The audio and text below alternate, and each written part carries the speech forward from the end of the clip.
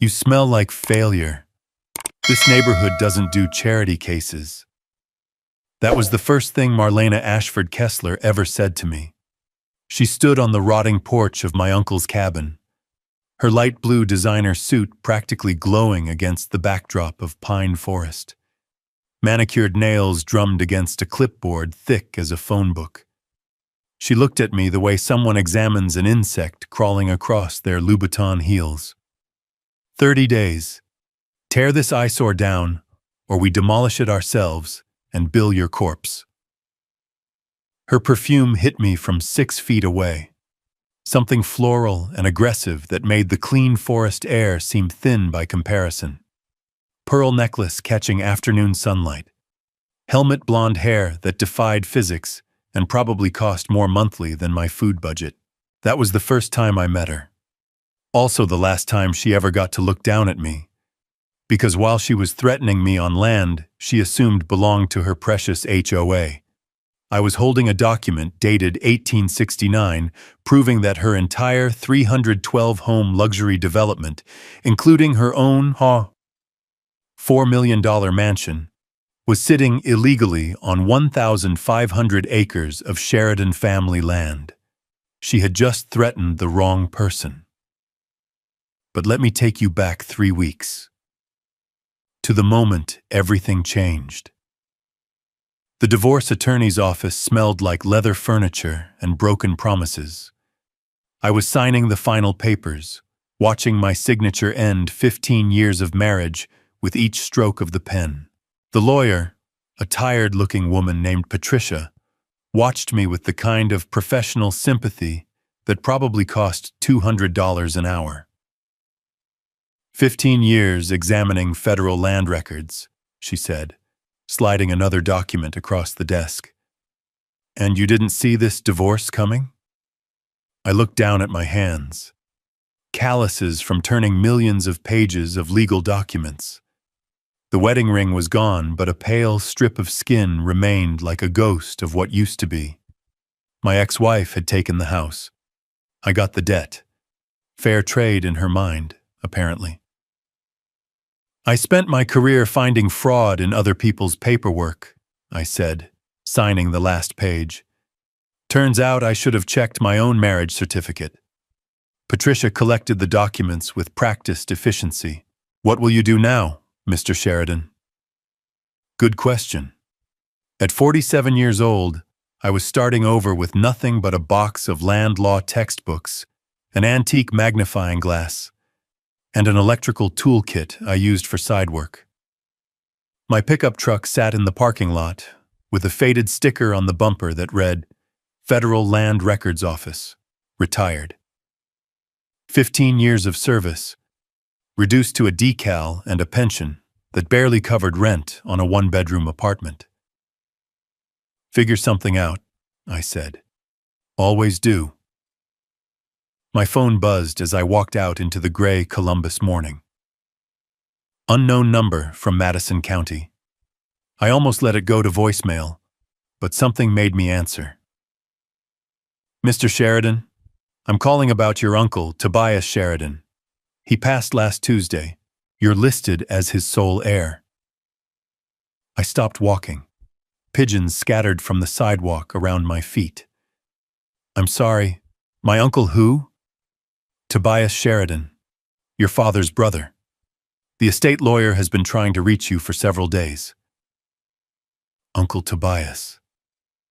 The name stirred something buried deep in childhood memory. My father had mentioned him exactly once, during an argument with my mother that I wasn't supposed to overhear.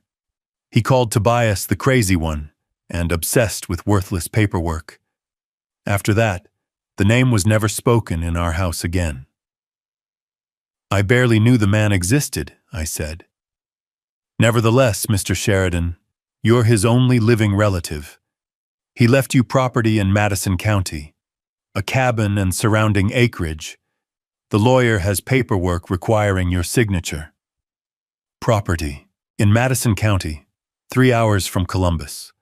A cabin owned by an uncle I never knew I had. I'll be there tomorrow, I said. The drive wound through back roads my GPS couldn't find.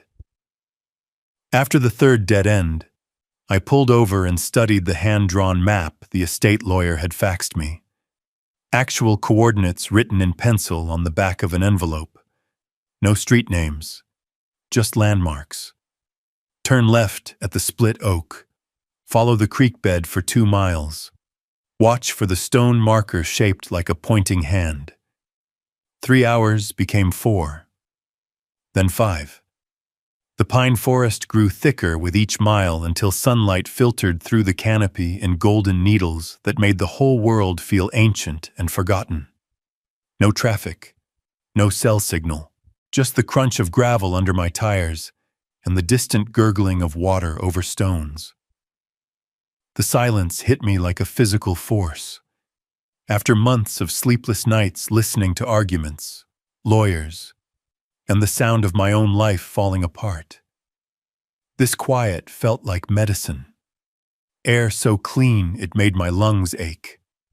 The smell of pine sap and wet earth, and something wild that cities had forgotten centuries ago.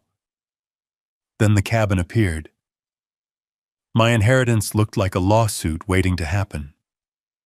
Rusted metal roof sagging in the middle, windows held together with duct tape and prayers, porch boards that groaned under my weight like they were personally offended by my presence.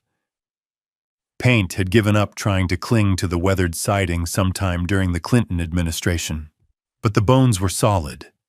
Hand-hewn oak beams, fieldstone foundation that had survived over a century of Ohio winters, the kind of craftsmanship that died with the men who built it.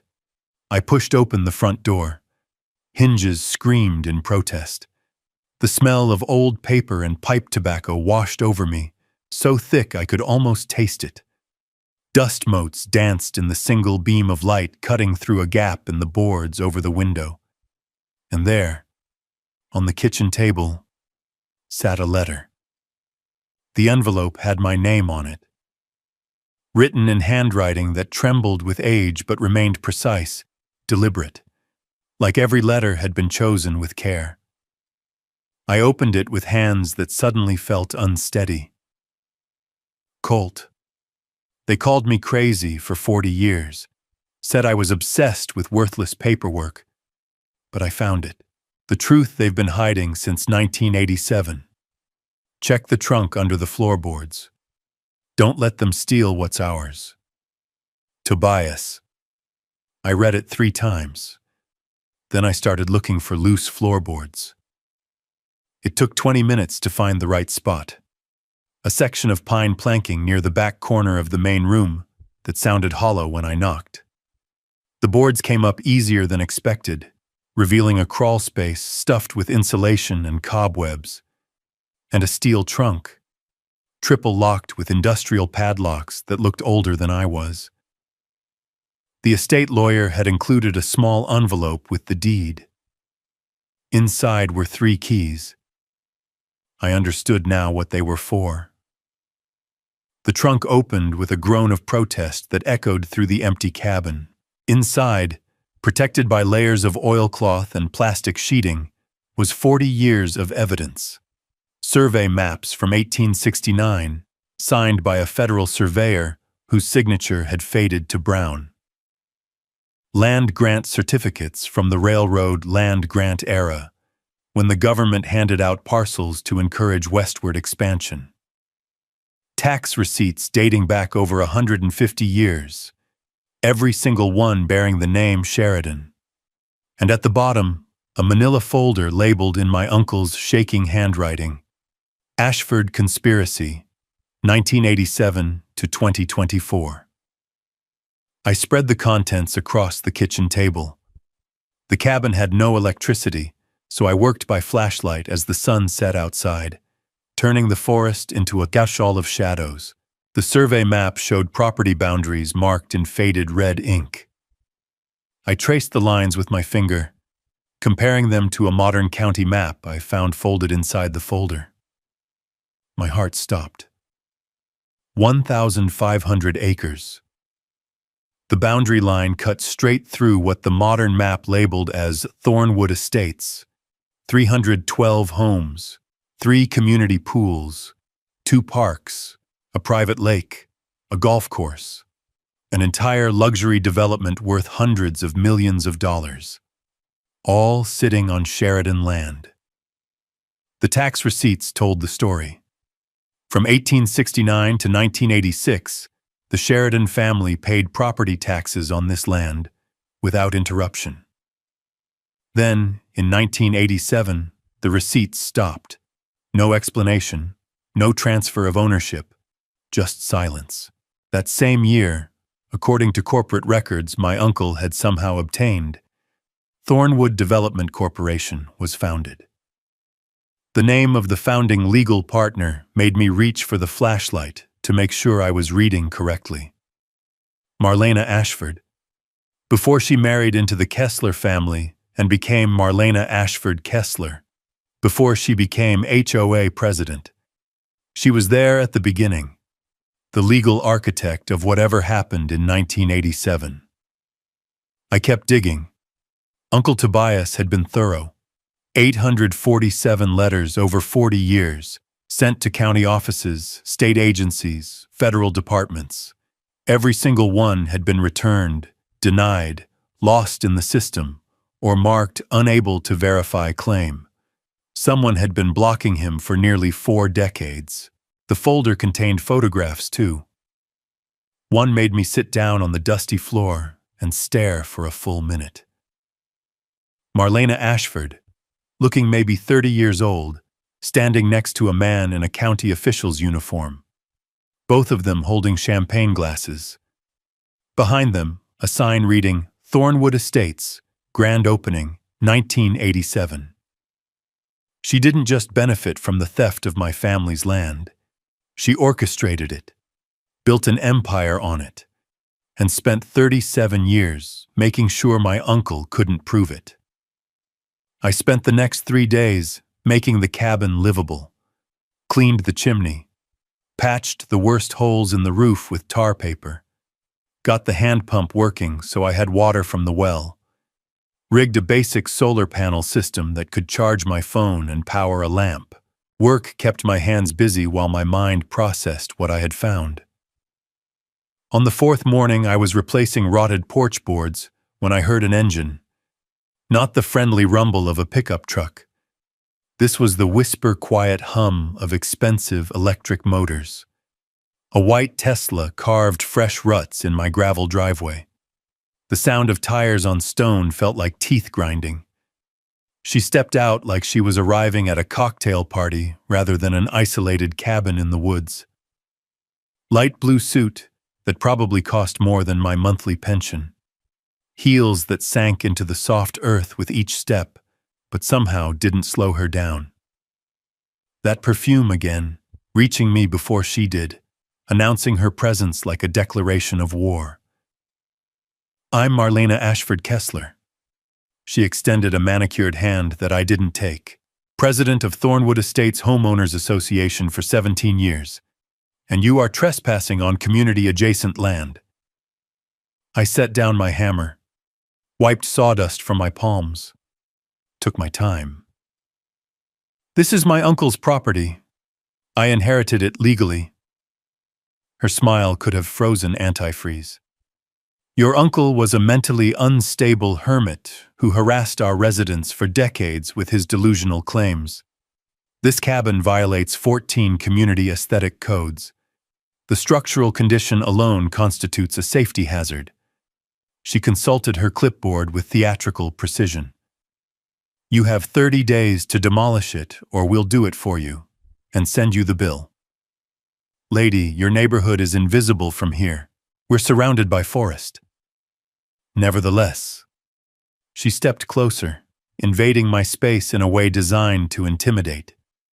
I've removed 23 problem properties from this area over the years. You're number 24. The only question is whether you leave with dignity or in handcuffs. I looked at her for a long moment. Behind those cold eyes, I saw something I recognized from years of examining fraudulent documents.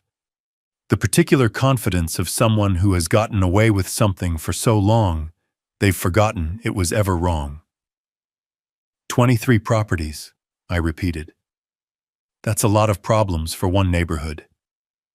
Her smile flickered, just for a heartbeat. Then it was back, harder than before. Thornwood Estates maintains the highest standards in the county. Some people simply can't meet them. I'm sure you understand. She turned and walked back to her Tesla without waiting for a response, heels clicking on the stones like a countdown timer. I watched her drive away, dust settling in her wake. Then I went back inside and started taking detailed photographs of every document in my uncle's trunk. The county inspector arrived 48 hours later. Barrett Oaks, according to the badge clipped to his sweat-stained shirt. Mid-50s, soft around the middle, with the posture of a potu who spent most of his life behind a desk. He carried a clipboard identical to Marlena's, and he wouldn't meet my eyes. Mr. Sheridan? I'm here about reported code violations. Reported by who? He shifted his weight, consulted his clipboard like it contained the secrets of the universe. I can't disclose the source of complaints, sir. It's department policy. He walked the property for an hour, making notes. I followed at a distance, watching his body language, the way his hands trembled slightly when he wrote, the sweat on his forehead despite the cool morning air, the way he flinched when his phone buzzed. This wasn't an inspector doing his job. This was a man being squeezed. Here's the preliminary assessment, he said when he finished, handing me a stack of papers. 23 violations. Unpermitted electrical work, $8,000. Septic non-compliance, $15,000. Structural hazards, $22,000. Visual blight affecting property values, $5,000. He cleared his throat.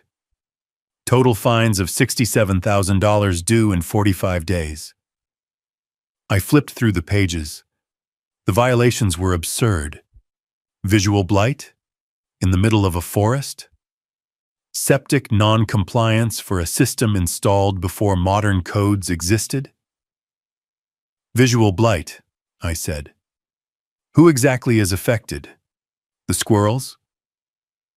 Barrett's face went through 3 shades of red. I just follow up on complaints, sir. I don't make the rules. No, I said quietly, watching his reaction. I don't suppose you do. He practically ran back to his truck. I stood on my porch and watched him disappear down the drive, dust settling in his wake just like at home with Marlena. Then I got to work. 15 years at the Federal Land Records Office teaches you certain habits. Document everything. Trust nothing without verification. And when someone is trying to bury you in paperwork, the answer is always more paperwork. I installed 4 trail cameras around the cabin perimeter. Motion-activated, night vision, battery-powered. Anyone approaching would be recorded from multiple angles. I filed FOIA requests with the county for all permit records related to Thornwood Estates from 1987 to present. All inspection reports, all variance approvals, all code enforcement actions. I requested the same from the state, and I sent a certified letter to the Federal Land Records Office in Washington, D.C., requesting verification of all railroad land grant parcels in Madison County, Ohio.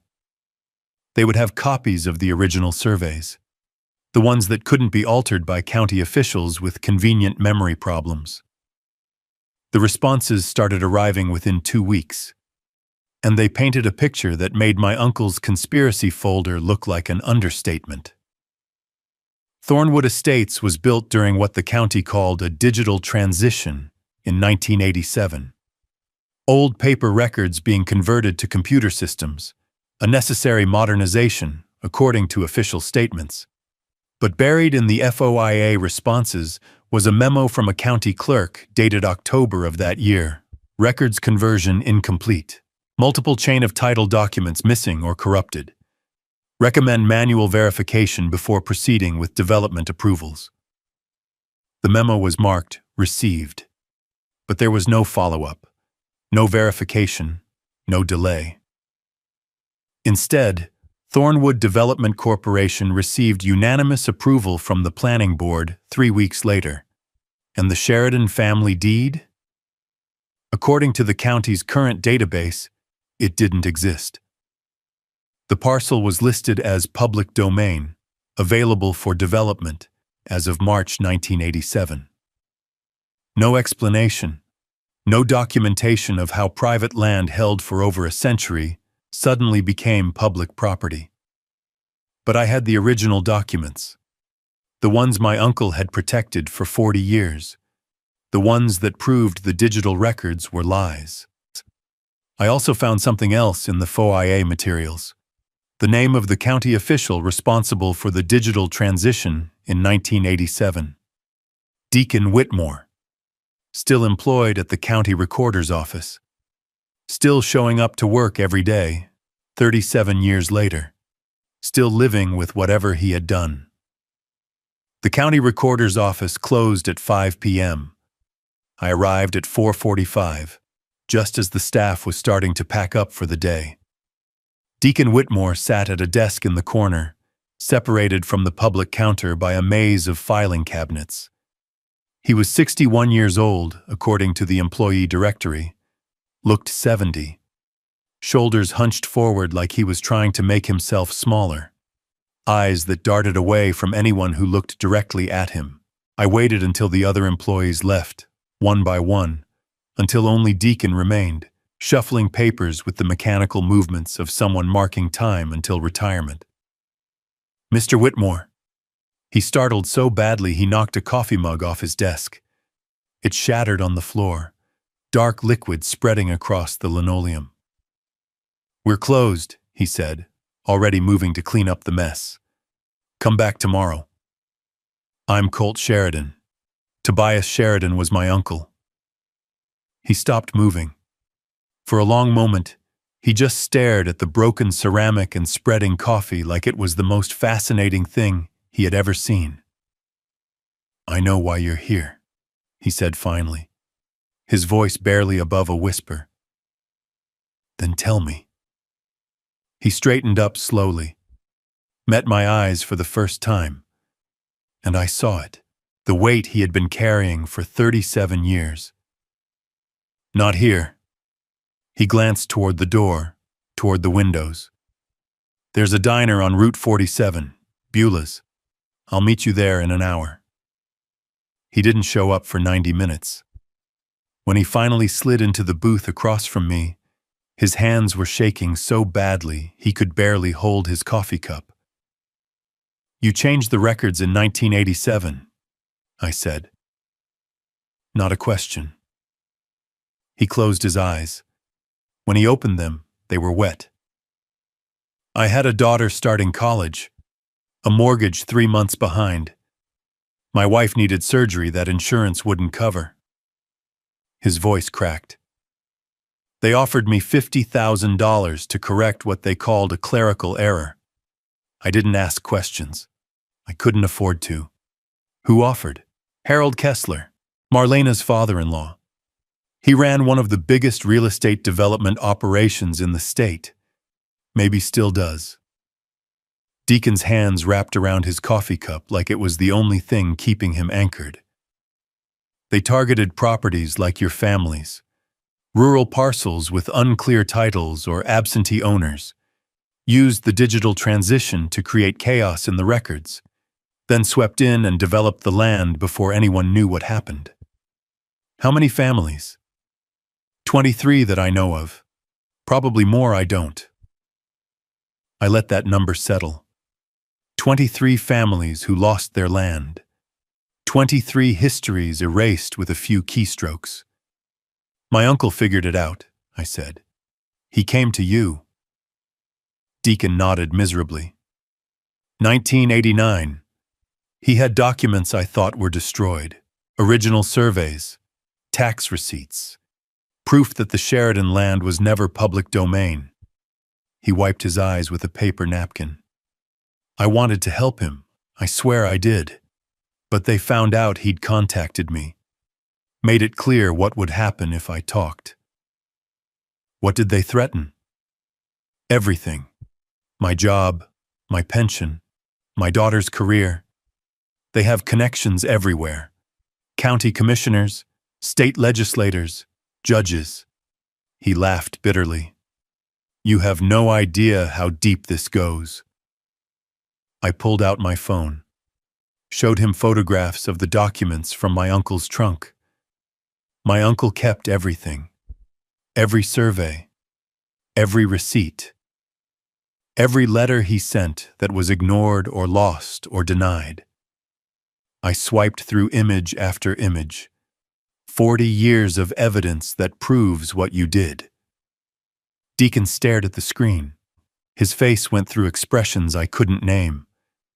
He never gave up, he whispered. 40 years and he never stopped fighting. And now I have all of it. The question is what you're going to do about it. He was silent for a long moment. Outside, a truck rumbled past on the highway. The diner's neon sign buzzed and flickered. There's something else, Phil, he said finally. Something your uncle never found. Because I never told him. He reached into his jacket and pulled out a key. Old brass, tarnished with age. Storage unit on Miller Road, number 47. I made copies of everything before I changed the records. Original documents, deeds, surveys, all 23 properties. His hand was steady now as he slid the key across the table. I've been waiting 37 years for someone brave enough to use them. I took the key. It felt heavier than brass should. Why now? Why tell me when you wouldn't tell my uncle? Deacon stood up, leaving a $20 bill on the table. Because I'm 61 years old. Because I've spent 37 years looking at myself in the mirror and hating what I see. And because your uncle died still believing that someone would eventually listen. He pulled on his coat. I'm tired of being the reason no one did. He walked out without looking back. I sat in that booth for another hour, turning the brass key over and over in my fingers. The storage unit was exactly where Deacon said it would be. A climate-controlled facility on the outskirts of town. The kind of place where people stored things they couldn't bear to throw away but couldn't keep at home. Unit 47 was 10 feet by 10 feet, and it was packed floor to ceiling with boxes. Deacon hadn't just kept copies. He had kept everything. Original deeds on paper so old it crackled when I touched it. Survey maps with hand-drawn boundaries and surveyor signatures. Tax records. Transfer documents. And most damning of all, internal memos from Thornwood Development Corporation detailing exactly how to resolve title complications during the digital transition.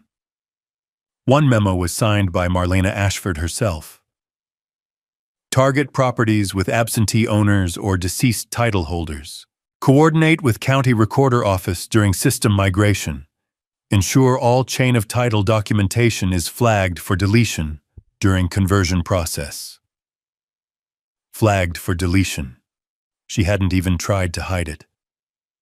Back in 1987, she was confident enough to put her crimes in writing.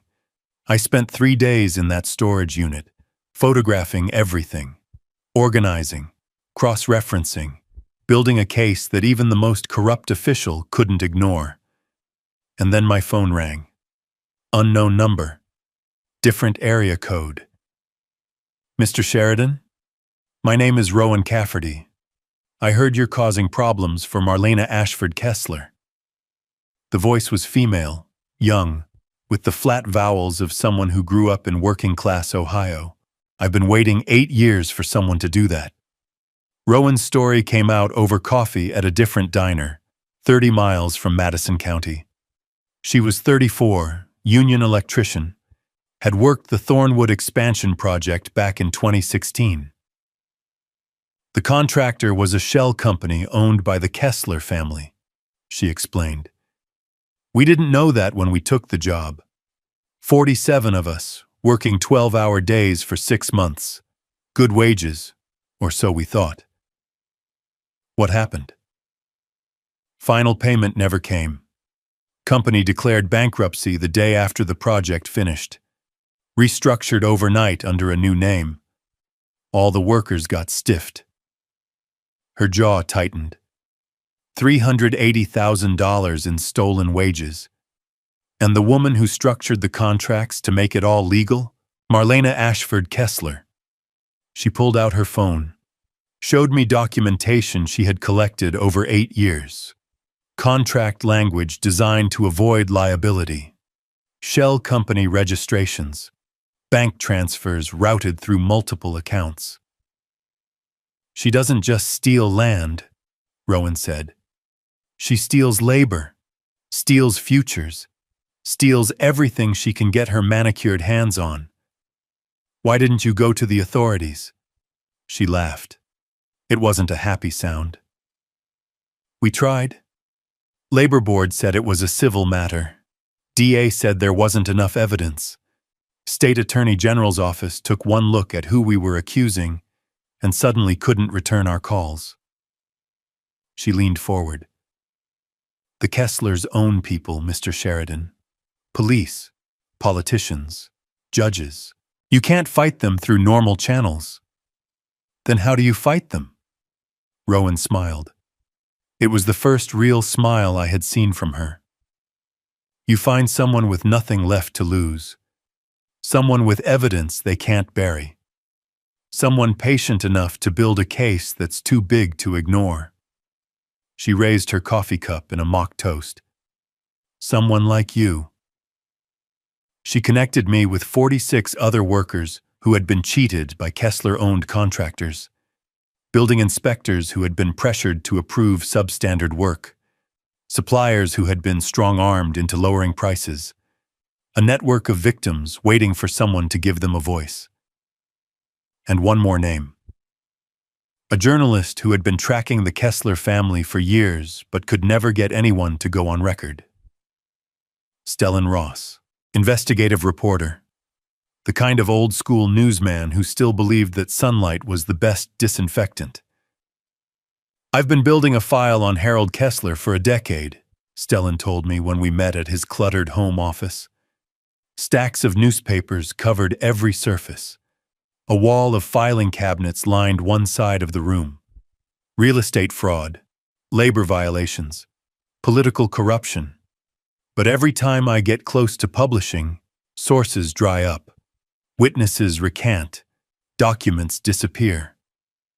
What if I told you I have documents that can't disappear? I showed him the photographs. The 1869 survey. The 1987 memos. Deacon Whitmore's archive. Uncle Tobias's 40 years of evidence. Stellan's eyes went wide. This is it, he breathed. This is what I've been looking for. He looked up at me. Where did you find all this? My uncle spent 40 years collecting it. Died before he could do anything with it. I met his gaze. I don't intend to make the same mistake. Stellan reached for his phone. There's one more person you need to meet. Honora Vance lived on a farm 40 miles from Madison County. 68 years old. Retired federal judge specializing in property law. Sharp eyes behind reading glasses that probably cost more than my truck. I've been following the Kessler family's acquisitions for 30 years, she said, pouring tea in her farmhouse kitchen. Never had enough evidence to act. The few times someone tried to challenge them, the cases got dismissed or settled out of court with ironclad NDAs. She set down her cup. Show me what you have. I spread the documents across her kitchen table. Uncle Tobias's surveys. Deacon's archives. Rowan's labor violation records. Stellan's investigative files. Judge Vance studied everything for 2 hours without speaking. When she finally looked up, there was something fierce in her eyes. The Railroad Land Grant Act of 1862 makes the federal government the ultimate arbiter of disputed land titles, she said. County records can be challenged with original federal surveys. If fraud is proven, all subsequent transactions become void. What does that mean for Thornwood Estates? It means 312 homeowners could potentially lose their houses. Every sale, every mortgage, every transfer of property built on that stolen land. She paused. But that's not what you want, is it? I don't want to hurt innocent families. They didn't know the land was stolen when they bought their homes. Judge Vance nodded slowly. A smile crossed her weathered face. Then we don't attack the homeowners. We attack the management company that's been stealing from them for 17 years. She pulled out a laptop and began typing. Thornwood HOA fees fund something called Sterling Property Management. On paper, it's a third-party company handling community services. She turned the screen toward me. In reality, it's a shell corporation whose financial trail leads directly to Marlena Ashford Kessler's personal accounts. I stared at the numbers on the screen. $4.2 million over 17 years, siphoned from HOA fees that homeowners thought were paying for landscaping and pool maintenance. She's been stealing from both ends, I said. From the landowners she displaced and from the homeowners who moved in. Exactly. Judge Vance closed the laptop. And that's how we take her down. The drive back to my cabin took 3 hours. Plenty of time to think about what came next. Uncle Tobias had spent 40 years fighting this battle alone, sending letters that nobody answered, knocking on doors that never opened, labeled crazy by people who were either in on the conspiracy or too afraid to challenge it. He died in that cabin, still believing that someday someone would listen. Now I had allies, evidence, a legal strategy that could work, and a target painted on my back that grew larger every day. When I pulled up to the cabin, I knew immediately something was wrong. My trail cameras were dark. The solar panel had been ripped from its mount. And there, nailed to my front door, was a notice. Condemnation order. This structure has been deemed unsafe for human habitation by order of the Madison County Building Authority. Occupant must vacate within 72 hours or face criminal trespassing charges. Signed by Barrett Oakes. Dated today. I pulled out my phone and called Judge Vance. They're accelerating, I said. They know something's coming. Good, she replied. That means they're scared. Scared people make mistakes. I looked at the condemnation notice, at the sabotaged solar panel, at the darkness where my security cameras should have been recording. What's our next move? We file a formal challenge to the Thornwood property boundaries with the Federal Land Office.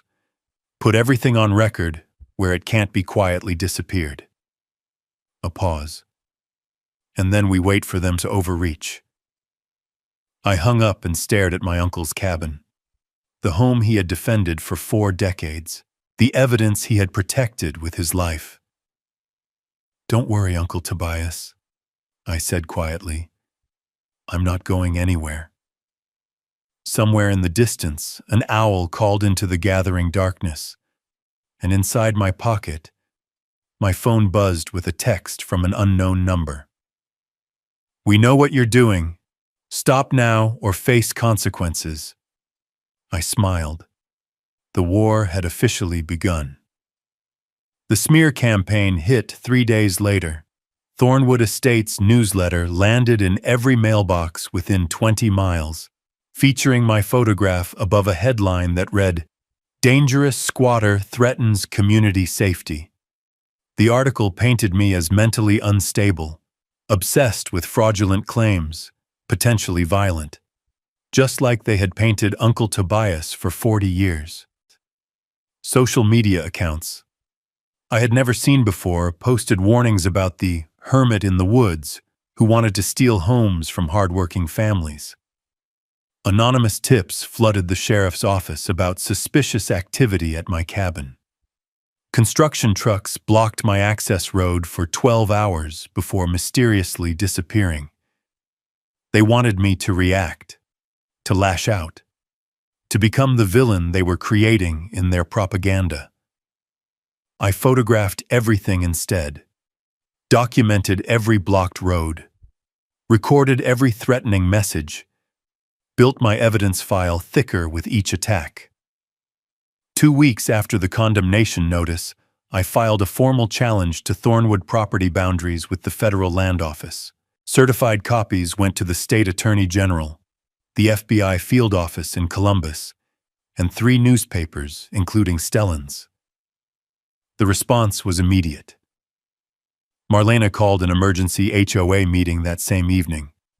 I watched from the tree line as cars filled the community center parking lot. Through the windows, I could see her pacing at the front of the room, light blue suit catching the fluorescent lights. Her composure was cracking, arms waving, voice raised loud enough that I caught fragments through the glass. The residents were not rallying to her defense. I saw crossed arms, skeptical faces, people checking their phones instead of nodding along. Then an elderly woman stood up. White hair, floral dress. The kind of grandmother who bakes cookies and remembers everyone's birthday. Willa Thornberry, 78 years old. Original resident since 1989. I couldn't hear her words, but I saw the effect. Marlena's face went pale. Other residents turned to stare. Someone pulled out a phone and started recording. Later, Rowan told me what Willa had said. I remember when this land was Sheridan property. My husband worked the tobacco farm here before they bulldozed it. That young man's uncle came to every HOA meeting for years, showing us documents, begging us to listen. We ignored him. We were wrong. 35 years of silence, broken by a woman who finally decided the truth mattered more than comfortable lies. Stellan's expose published the following Monday, front page above the fold, the 37-year land grab, how one family built a fortune on stolen ground. Everything laid bare. Side-by-side comparisons of county records showing the Sheridan name erased between 1986 and 1988. Financial trails connecting HOA fees to Marlena's personal accounts. Deacon Whitmore's notarized confession. 47 construction workers ready to testify about stolen wages. By Wednesday, the FBI had opened an investigation into wire fraud and mail fraud. The IRS announced an audit of Sterling Property Management. The State Attorney General called a press conference promising full transparency. Marlena stopped appearing in public. Her Tesla sat untouched in her driveway. Lights in her mansion burned at all hours. She came to my cabin on a Thursday night. No car. Walking through the forest in ruined heels, her light blue suit torn and dirty from the underbrush, makeup smeared. The mask finally shattered. Name your price.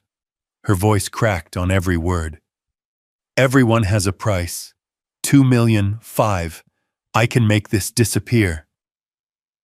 I leaned against my porch rail and said nothing. You don't understand. She was crying now. The Kesslers will destroy me if this falls apart. I was just the face, the legal cover. Harold makes the real decisions. He has operations like this in 7 states. Then give me Harold. She stared at me, tears cutting tracks through her foundation. Help me take down the whole network, I said. And maybe you get to see the outside of a prison cell before you're 70. She wiped her eyes with shaking hands, looked at the cabin her organization had tried to condemn.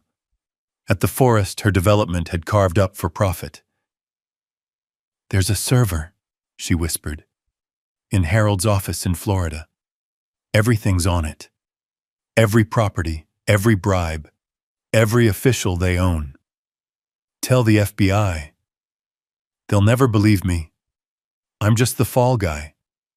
She laughed bitterly. "But you have documents they can't ignore. You have credibility I'll never have." I watched her for a long moment. This woman who had threatened me with such confidence just weeks ago, who had dismissed my uncle as a crazy hermit, who had built her empire on stolen ground and stolen labor and stolen lives. "I'll make sure they know about the server," I said. "But you're going to testify about everything, every name, every dollar, every decision." She nodded, defeated, broken. "One more thing." I straightened up. "The condemnation order on my cabin. You're going to make it disappear." "Already done." She turned to leave, then paused. "Your uncle. He really never stopped fighting, did he?"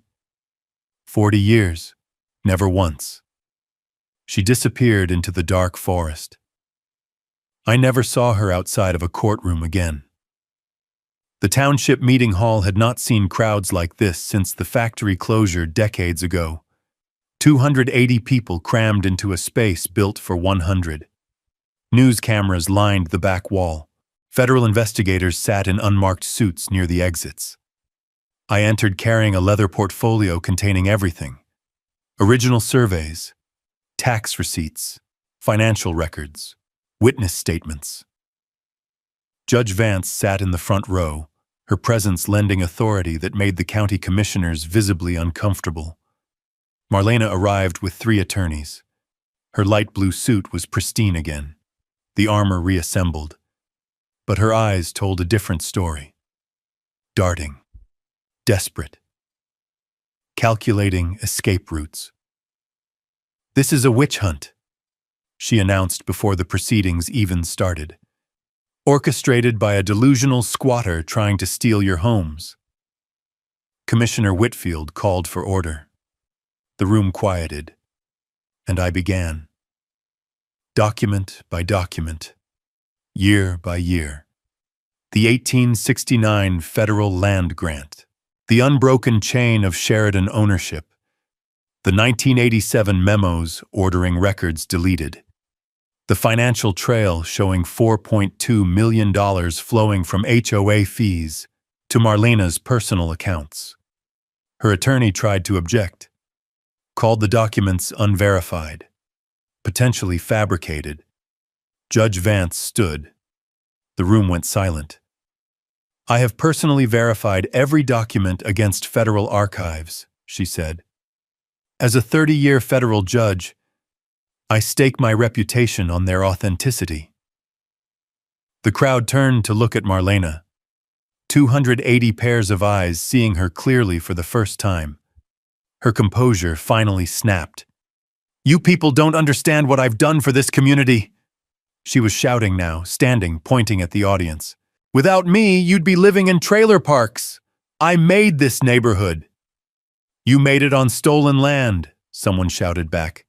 "With stolen money." A man in a dark suit rose from the back row, FBI credentials visible on his belt. "Marlena Ashford Kessler, you're under arrest for wire fraud, mail fraud, and conspiracy to commit real estate fraud." The handcuffs clicked. Her light blue suit wrinkled as her arms were pulled behind her back. Pearl necklace catching the overhead lights one final time. "This isn't over," she hissed. "The Kesslers will never let this stand." "That's the thing about documentation," I said quietly. "It doesn't care about family names or political connections. It just tells the truth." They led her out through a gauntlet of cameras and neighbors who had trusted her for 17 years. Within 72 hours, Harold Kessler III was arrested in Florida. 6 more indictments followed across 3 states. Sterling property management assets were frozen. $47 million seized. The FBI announced RICO charges against the entire network. 23 families whose land had been stolen began receiving restitution notices. The settlement took 3 months. Full property rights restored to the Sheridan family. Thornwood homeowners were given the option to purchase their land rights at fair market value, with 15-year payment plans to avoid displacement. I could have demanded immediate evacuation, could have made rent impossible, and watched 312 families scramble to find new homes. But that would have made me exactly what Marlena was. Someone who uses legal power to crush innocent people. Ground rent during the purchase period, $350 per month. Less than they had been paying in HOA fees. Less than they had been paying to fund Marlena's lifestyle. 6 months later, a new resident-run HOA held its first meeting. Transparent finances, elected leadership, no more shell companies, no more stolen wages, no more lies. Deacon Whitmore testified in exchange for immunity. He retired 2 weeks later, finally able to look at himself in the mirror. Rowan Cafferty and her 46 colleagues received their stolen wages, plus interest. $380,000 returned to workers who had almost given up hope. Willa Thornberry invited me to dinner at her home. Pot roast and apple pie, and stories about what this land looked like before the bulldozers came. "Your uncle would be proud," she said. "He never wanted to hurt us. He just wanted the truth acknowledged." I visited his grave on a spring morning. The headstone was new. Granite marker under an oak tree, paid for with the first settlement check. Tobias Sheridan, 1941 to 2024. He saw what others refused to see. He spoke when others stayed silent. He was right. I placed the 1869 land grant document against the stone, the paper that had started everything, the proof he had protected for 40 years. "You never gave up," I said quietly. "And now everyone knows." Marlena Ashford Kessler received 12 years in federal prison. Assets seized. Mansion sold at auction. Divorced by the Kessler family, who blamed her for exposing their network. Last I heard, she was wearing orange instead of light blue. They say karma works slowly, but when it arrives, it does not negotiate. I sat on my renovated cabin porch as the sun set over the forest. Solar panels humming. New roof that did not leak.